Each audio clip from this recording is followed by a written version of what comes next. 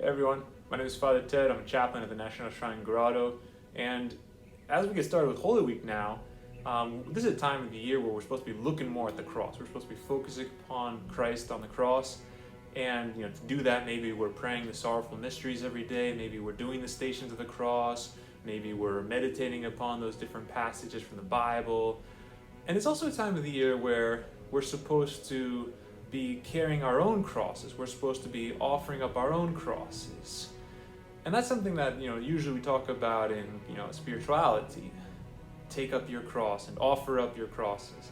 But maybe we don't really quite know what a cross is. What is my cross? Because it's not as if many people are walking down the streets and they've got this, massive wooden beam over their shoulder and, nobody's getting actually crucified.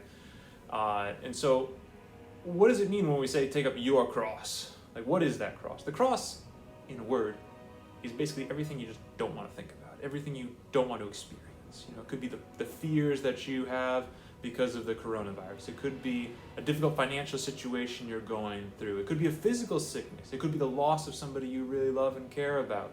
It could be also different kinds of disappointments, or maybe even getting embarrassed and made to look bad in front of other people.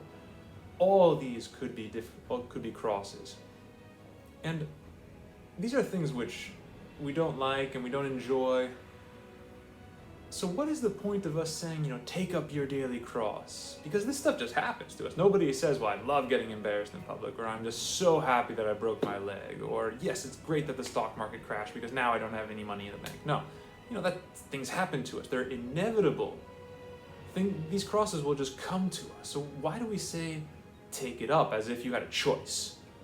Because the way we go through these crosses, the way we endure these crosses is what really counts. We could suffer and complain about it and be bitter about it and be angry at God about it and get lash out at people around us when we're carrying a heavy cross. Or we could be patient, or we could accept it as the will of God. We could offer it up. And in doing so, we're going to be contributing to the salvation of the world. We're going to be sanctifying ourselves. We're going to be helping people get to heaven, helping people to know Jesus Christ. But that takes the eyes of faith to see. It takes the eyes of faith to see that I can take this pain, I can take this bad situation that I'm going through, and I can transform it into a cross that saves by accepting it with love, by submitting myself to the will of the Father.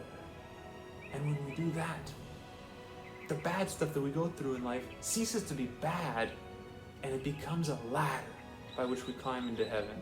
And it's a painful ladder. It's a ladder that has thorns on it. It's difficult to climb up, but it is the way to heaven.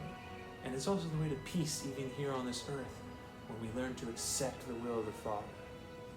And so I think it's very helpful to keep in mind what St. John Paul II told this priest one time. This priest had broken a leg skiing, and he goes to the Holy Father, and he's all, disappointed he can't ski anymore. And so he asks the Holy Father to bless his leg. And so the Holy Father, he blesses the leg, and then he looks at the priest in the eye and he says, don't waste it. Don't waste your pain. Don't waste your suffering. Because if we take it and we offer it up and we accept it, so much good can come from it.